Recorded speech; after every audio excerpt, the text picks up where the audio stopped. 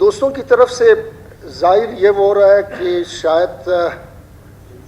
حکومتی جو بینچ ہے انہوں نے تمام گائے کھا لیے اور ہمیں اور ہمارے حلقوں کو کم از کم 1 لیٹر یا 5 لیٹر دودھ بھی نہیں ملا ہے، یا اس طرح ان کو یہ محسوس ہو رہا ہے کہ کئی ہم نے انڈے ہمیں میسر نہیں ہو رہا ہے اور ساری جو ہے مرغیاں پولٹری فارم انہوں نے کھا لیا ہے۔ اس طرح نہیں ہے۔ آپ باور کر لیں میرے جو ساتھی یہاں سے کوئٹہ ڈسٹرکٹ سے 9 حلقے ہیں، 5 اپوزیشن میں بیٹھے ہیں، 4 یہاں پہ بیٹھے ہوئے ہیں۔ آپ جا کر خود کوئٹے والے کم از کم آپ دیکھ لیں کہ کہیں پہ ہمارے حلقوں میں کیا ہوا ہے اور آپ کے حلقوں میں کیا ہوا ہے۔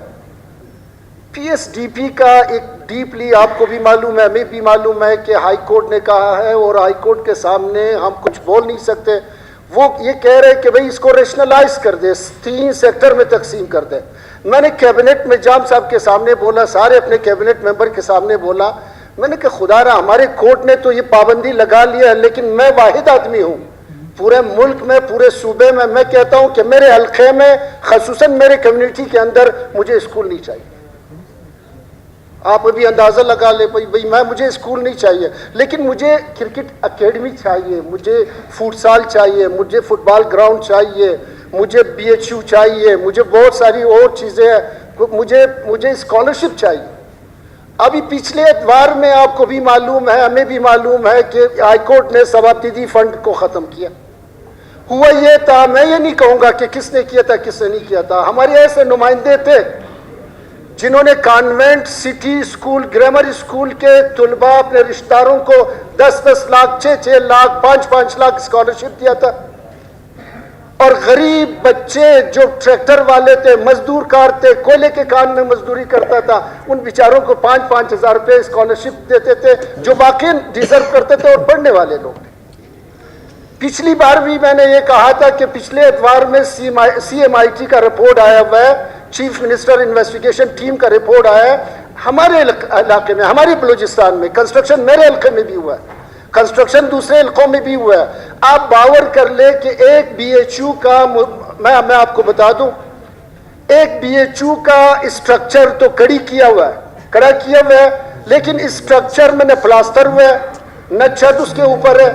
نہ الیکٹریسٹی کا کام ہوا ہے، نہ وہاں پہ فرش ڈالا گیا ہے۔ ایک چھوٹا لڑکا پتھر سے ایسا مار رہے اور ریت نکل رہا ہے،